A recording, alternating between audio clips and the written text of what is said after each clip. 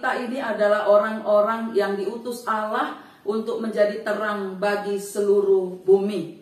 Saya mendapati ada banyak kehidupan orang percaya yang menjadi lemah. Kalau saya lihat hari lepas hari ketika kita masuk tahun baru, kita punya resolusi yang hebat. Kita punya janji-janji yang hebat. Tetapi masih hari kelima kita sudah bisa lihat bagaimana banyak orang percaya menjadi lemah, mereka menjadi lelah, mereka menjadi lesu, bukan karena disebabkan oleh hal-hal yang datang dari luar. Tetapi saya mengamati bahwa hal ini terjadi karena hal-hal yang justru datang dari dalam kita sendiri. Ini berbicara tentang kecenderungan hati kita sendiri.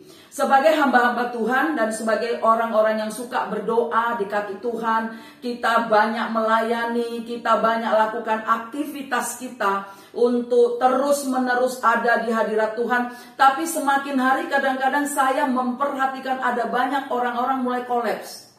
Mereka mulai lelah. Kenapa? Karena mereka tidak menata hati mereka sesuai dengan tuntunan Tuhan yang sudah diberikan kepada kita setiap tahun, setiap bulan, setiap minggu. Bahkan tuntunan-tuntunan mingguan yang sekarang ini adalah keluarga yang melayani Tuhan. Saya mau berbicara kembali tentang bagaimana Tuhan hari-hari ini, bahkan tadi pagi Tuhan mengingatkan saya bahwa hati kita di hadapan Tuhan itu harus terbuka. Ini yang Tuhan selalu ingatkan, hatimu harus terbuka agar Tuhan terus memberi dan membenahi kita supaya kecenderungan hati kita ini menjadi orang-orang, menjadi pribadi-pribadi yang menanti-nantikan Tuhan. Saya beri tema pada hari ini adalah menjadi pribadi yang menantikan Tuhan. Nah, bagaimana sih pribadi yang menantikan Tuhan itu? Mari kita lihat Yesaya pasal 40 ayat 29 sampai 31. Dia memberi kekuatan kepada yang lelah dan menambah semangat kepada yang tidak berdaya. Orang-orang muda menjadi lelah dan lesu dan teruna-teruna jatuh tersandung. 31. Tetapi orang-orang yang menanti-nantikan Tuhan mendapat kekuatan baru. Mereka seumpama Raja Wali yang naik terbang dengan kekuatan sayapnya. Mereka berlari dan tidak menjadi lesu. Mereka berjalan dan tidak menjadi lelah. Sepenggal ayat ini adalah favorit saya, di mana saya menyaksikan dan saya mengalami sekali bagaimana ketika kita menjadi orang yang menanti-nantikan Tuhan, selalu ada kekuatan baru setiap hari. Saya pernah sampaikan kepada para pengerja bahwa kita tidak akan hadapi masalah hari ini dari sisa urapan kita kemarin. Kita tidak akan hadapi apapun hari ini atau besok dari sisa kekuatan kita kemarin. Tetapi Tuhan berkata kita akan hadapi dari kekuatan yang baru yang datang dari Tuhan. Katakan amin. Nah, di dalam Mazmur 91 ini jelas sekali. Mengapa Tuhan berkata? Jadi saya ini tertarik dengan satu begini. Ada satu yang saya lihat di dalam setiap firman yang saya baca, bahwa Tuhan itu selalu berbicara kepada kita melalui Roh Kudus-Nya. Dikatakan gini, bahwa kalau kita menyadari ternyata dalam hidup ini kekuatan, perhatikan, ternyata dalam hidup ini kekuatan yang Tuhan berikan kepada kita sebenarnya adalah satu kekuatan yang membuat kita tidak tergoncangkan. Kalau kita menyadari hal itu setiap hari, maka kita akan menjadi orang-orang yang bergairah, orang-orang yang terus-menerus mempunyai inovasi-inovasi di dalam setiap karya-karya yang Tuhan sudah berikan kepada kita melalui talenta-talenta maupun melalui karunia-karunia yang Tuhan berikan kepada kita. Nah, saya menyadari hal ini, bahkan tadi Tuhan bilang begini, kamu harus menyadari sekali hambaku, bahwa apa yang aku berikan kepada sebenarnya tidak sulit. Mengapa tidak sulit? Syaratnya apa? Dikatakan dalam Mazmur 91 ayat 14, melekat kepada Dia. Mari kita perhatikan, Kita bisa bedakan kok. Walaupun mereka misalnya rajin beribadah, rajin melayani, kesannya beribadah. Tapi kita bisa bedakan orang yang melayani tanpa hubungan dengan orang yang melayani tapi punya kedekatan. Orang yang melekat kepada Tuhan itu beda. Jadi kalau kita mau tahu esensinya orang percaya, itu adalah melekat. Saudara perhatikan, esensi orang percaya itu adalah melekat. Esensi orang percaya itu melekat dengan Dia. Nah, dari mana kita tahu? Dari gambaran hidup, dari pancaran hidup kita, dari apa yang kita keluarkan di dalam kehidupan kita sehari-hari. Ketahuan kok kita ini orang yang melekat atau tidak. Kita nggak perlu umumkan, oh saya punya jam doa pagi jam 4 sampai jam 10. Saya punya mesbah doa 4 jam satu hari. Saya punya hubungan dengan Tuhan sekian jam satu hari. Kita nggak perlu umumkan, kita nggak perlu kumandangkan hal itu. Tapi orang lain akan lihat kamu punya hubungan dengan Tuhan atau tidak. Itulah sebabnya orang-orang yang melekat dengan Tuhan ini dikatakan akan mengalami hal-hal yang spesial. Dia katanya tidak akan mengalami hal-hal yang menakutkan. Seperti yang dikatakan di Mazmur 91 ini, dikatakan bahwa ketika kita melekat dengan Tuhan, maka kepaknya Allah itu seperti burung Raja Wali yang memberikan kepaknya kepada kita untuk melindungi kita. Dari mana? Penyakit sampar. Dari mana? Kesusahan. Dari mana? Bencana. Bahkan dia berkata, walau 1000 rebah di sisi kirimu, 10.000 di sebelah kananmu, engkau cuma lihat, engkau cuma nonton. Artinya, jangankan kita alami, kita hanya melihat saja. Tetapi apakah ini sudah dialami oleh orang-orang percaya yang setiap hari hidupnya melayani Tuhan? Saya tadi baru ngomong sama satu pengerja, saya bilang, selama kamu tidak menjauh dari orang-orang fasik, seperti yang Tuhan katakan kamu harus menghindari hidup dari orang fasik, kamu gak akan alami kemenangan. Karena jelas Rasul Paulus mengatakan di Efesus pasal 5 ayat 1 sampai 18, ini jelas sekali kehidupan orang percaya itu berbeda. Saya mau katakan kepada kita, habitat sejati kita sebagai orang percaya itu adalah hadirat Allah. Itu jelas, Mazmur 40 dia katakan apa? Dia memberikan kekuatan kepada yang lelah. Mengapa? Karena ketika kita ada di dalam hadirat Allah, ketika kita intim dengan Dia, kita akan dapatkan satu kekuatan. Bukan hanya untuk menyelesaikan persoalan kita hari ini, tapi bahkan kita mendapatkan pewahyuan untuk apa yang akan kita kerjakan bagi Dia, dan untuk memuliakan Dia dan menyenangkan hati Tuhan. Saudara-saudara yang terkasih, di dalam Yesaya 60 ayat yang pertama sampai kedua, Nabi Yesaya berseru-seru kepada orang Israel. Sebenarnya seruan ini adalah seruan Nabi Yesaya terhadap orang-orang Israel, orang-orang Yahudi yang pada waktu itu tersebar ke seluruh dunia. Itulah sebabnya perikopnya berkata ini pemulihan tentang pemulihan Sion. Saudara perhatikan dikatakan bangkit dan menjadi terang. Bangkitlah dan menjadi teranglah, sebab terang Tuhan telah terbit atasmu. Ini Nabi Yesaya ini sedang berseru dan berkata kepada orang Israel, Alia. Yesaya 60 ini, ayat 1 dan 2 ini dalam bahasa Ibrani disebut Alia. Artinya apa? Pulang kampung. Nabi Yesaya sedang berseru-seru kepada orang-orang Israel yang ada di seluruh penjuru bumi pada waktu itu. Ayo kamu pulang kampung. Dan sekarang diserukan di tengah-tengah gereja, mari kita pulang kampung. Artinya kembali kepada senternya, kembali kepada Yesus, karena Yesus adalah senter kita yang utama. Kamu bangkit kembali kepada Yesus. Kalau kamu dulu lemah, sekarang bangkit kepada Yesus. Kalau dulu kamu masih berdosa, kamu gak perlu melakukan itu lagi.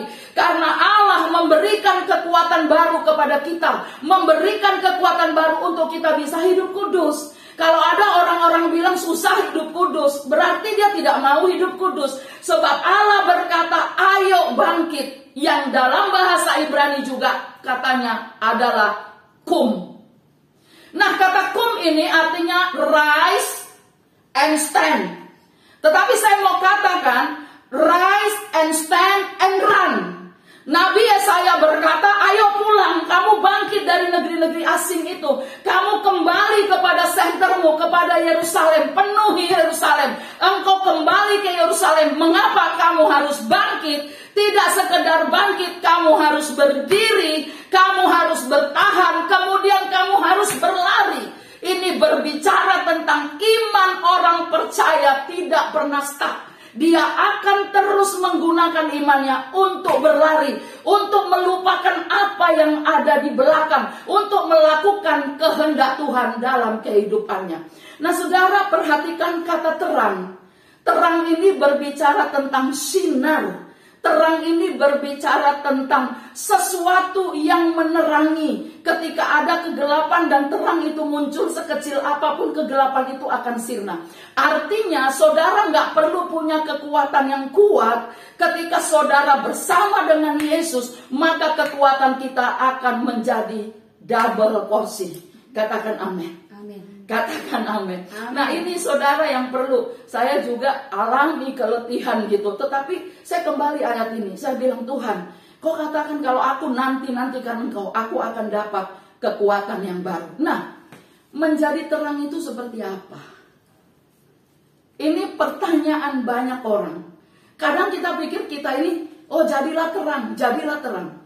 Saudara, menjadi terang itu artinya menyukakan hati Tuhan. Perhatikan dalam Efesus pasal 5 ayat 1 sampai 7. Sebab itu jadilah penurut-penurut Allah seperti anak-anak yang kekasih dan hiduplah di dalam kasih. Ini terang. Sebagaimana Kristus Yesus juga telah mengasihi kamu dan telah menyerahkan dirinya untuk kita sebagai persembahan dan korban yang harum bagi Allah. Ini terang. Tetapi percabulan dan rupa-rupa kecemaran, keserakahan, bahkan saya tambahi kemalasan, keterlambatan, ya, dosa-dosa masa lalu itu nggak boleh ada lagi karena kita sudah ada di dalam terang. Dan Yesus berkata, kamu bukan menjadi terang, tetapi kamu adalah terang itu. Yesus berkata, kamu adalah terang dunia. Yesus berkata, saya dan saudara adalah terang dunia. Jadi bukan menjadi terang. Kalau Nabi Yesaya masih bernubuat kepada bangsa Israel, bangkitlah dan jadilah terang. Ini adalah satu profetik bagi mereka yang menyemangati bangsa itu. Tetapi Yesus hadir, dia sudah selamatkan kita, dan dia sudah ada bersama-sama dengan kita. Dan dia berkata, kamu adalah terang dunia. Kota yang ada di atas gunung tidak akan gelap. Orang tidak akan menaruh lampu di bawah gantang. Artinya semua yang kita kerjakan, semua yang kita lakukan, dimanapun kita berada, orang bisa lihat kita. Nah, dikatakan apa saudara? Karena ingatlah baik-baik. Ini perhatikan. Jadi ada kaitannya dengan Roma 12 ayat 2. Kita harus persembahkan hidup kita yang kudus. Di sini dikatakan di ayat 5 dan 6. Karena itu ingatlah baik-baik, tidak ada orang sundal, orang cemar, atau orang serakah, artinya penyembah berhala, yang mendapat bagian dalam kerajaan Kristus dan Allah. Janganlah kamu disesatkan orang dengan kata-kata yang hampa, karena hal-hal yang demikian mendatangkan murka Allah. Jadi jelas, ya. Ini mendatangkan murka. Jadi kita bisa cek and recheck hidup kita. Kira-kira kita ini seperti apa hidupnya? Ya, kita ini menyenangkan hati Tuhan kah atau menyebalkan hati Tuhan? Waktu kita melayani, Tuhan bisa lihat nggak hati kita menyenangkan Dia? Karena gaya hidup kita sehari-hari. Bukan ketika kita ada di atas mimbar seperti saya sedang khotbah. Ya, Tuhan nggak mau lihat saya cuma waktu khotbah. Tapi Tuhan lihat saya sehari-hari. Bagaimana saya melayani suami, bagaimana saya memasak, bagaimana saya bekerja, bagaimana saya mengumpulkan uang, bagaimana saya menggunakan uang. Tuhan melihat saya sehari-hari di situ. Ketika saya khotbah, saya berkenan kepada Dia. Maka apa yang saya sampaikan itu jadi berkat bagi orang lain, tidak jadi batu sandungan, kata Rasul Paulus. Itulah sebabnya Di ayat 7 ini penting. Ini masih banyak anak-anak Tuhan menganggap dirinya orang percaya, tapi nggak mau meninggalkan orang fasik. Dikatakan, sebab itu janganlah kamu berkawan dengan mereka. Perhatikan, Allah tidak berkata janganlah kamu hidup dengan seperti mereka, tapi Allah dengan jelas janganlah kamu berkawan dengan mereka. Nanti perhatikan mereka itu siapa di Mazmur 50 ayat 16 sampai 20 kalau nggak salah. Itu jelas siapa mereka, yaitu orang fasik yang gak pernah didengarkan doanya, yang gak pernah mendapatkan jawaban atas seruannya, yang mendapatkan celaka dalam hidupnya, dan tidak pernah diopenin sama Tuhan. Ini yang perlu kita perhatikan baik-baik. Tuhan ngomong, di ayat 7 ini jelas sekali, jangan berkawan. Padahal di Mazmur 50 jelas, kalau kamu lihat pencuri, kamu berkawan dengan dia. Kalau kamu lihat tukang gosip, kamu berkawan, bukan hanya berkawan, kamu ikut gosip juga dengan dia. Ini jelas. Jadi siapa mereka ini sebenarnya? Orang-orang yang dalam kegelapan ini. Bukan hanya orang yang total belum lahir baru, tapi mereka yang betul-betul tahu kebenaran, tapi mereka hidup di dalam dosa. Ini yang gak boleh. Saya memang ekstrim, kita memang ekstrim, kita memang begitu. Bahkan cara berpakaian juga kita betul-betul harus menunjukkan kita ini hamba Tuhan, kita ini anak Tuhan. Saya jelas sekali. Jadi kita itu warnanya jelas, kita nggak boleh abu-abu, kita nggak boleh cara duduk, itu kan, ya kan? Kalau memang di hadirat Tuhan, hormati Tuhan. Betul-betul kita sedang beribadah kepada Tuhan. Orang yang hormat kepada Tuhan adalah orang yang sadar bahwa Allah nyata, hadir adanya, nyata dia. Jadi bukan cuma cerita-cerita gitu. Jadi orang-orang yang betul-betul hormat sama Tuhan adalah orang-orang yang betul sadar betul bahwa Tuhan itu ada. Inilah manusia yang hidup di dalam terang. Yesaya 40 dan Mazmur 91 ini berkaitan. Kalau tadi saya baca, saya renungin, di dalam Yesaya 40 dan Mazmur 91 ini ada hubungan sebab akibat. Mengapa kita nggak kena sakit sampar? Mengapa kita tidak kena panah waktu malam hari? Mengapa kita tidak kena jerat penangkap burung? Karena kita melekat kepada Tuhan. Itu ayat 14, Mazmur 91. Jadi ada hubungan sebab akibat. Nah, bagaimana Yesaya 40 ada kaitannya dengan Mazmur 91. Mari kita perhatikan, dikatakan orang-orang yang menanti-nantikan Tuhan mendapat kekuatan baru. Jadi gak ada istilah, aduh aku lagi gak berdaya hari ini, aku lagi banyak masalah, aku gak bisa lakukan ini. Kita tetap bisa melayani meskipun kita banyak pekerjaan, tetapi kita tidak bisa melayani kalau kita lakukan dosa. Ini beda. Kita capek karena bekerja, kita undur karena berbuat dosa, itu beda. Beda sekali. Jadi katakan misalnya kita tadi memang lelah, sedikit capek, tapi begitu kita ada di hadirat Tuhan, jiwa kita menantikan dia, kita berharap kepada dia, otomatis itu naik lagi, naik lagi, naik lagi. Ketika kita bakar korban dengan benar, maka api Allah itu turun dengan besar. Ini yang perlu kita perhatikan. Jadi menjadi terang ini penting sekali. Nah, yang terakhir, terang Tuhan. Perhatikan, ini penting sekali untuk kita catat bersama. Terang Tuhan terbit hanya bagi orang-orang yang terus-menerus konsisten membangun kehidupannya dalam kebenaran. Terang Tuhan ini hanya akan muncul. Saudara akan jadi hamba Tuhan yang hebat. Orang lumpuh berjalan. Saya layani kemarin di Metro Amplas. Orang gak bisa jalan langsung jalan. Kenapa? Karena Tuhan hadir. Allah ada di sana. Kadangkala kita pikir ini kenapa gak ada hadirat Allah. Orang yang ada dalam terang, pujian penyembahan gak ngangkat, kamu naik. Kamu pasti bisa angkat, hadirat Allah turun. Mengapa? Kamu ada di dalam terang. Orang yang ada di dalam kegelapan gak mungkin hadirkan hadirat Allah. Kenapa orang-orang merasa, oh ini kok mimpin pujiannya gak ada hadirat Allah? Bukan hadirat Allah yang gak ada. Kamu tidak punya kehidupan yang intim. Kamu tidak punya kehidupan yang benar. Sehingga kamu tidak tidak bisa menghadirkan hadirat Allah.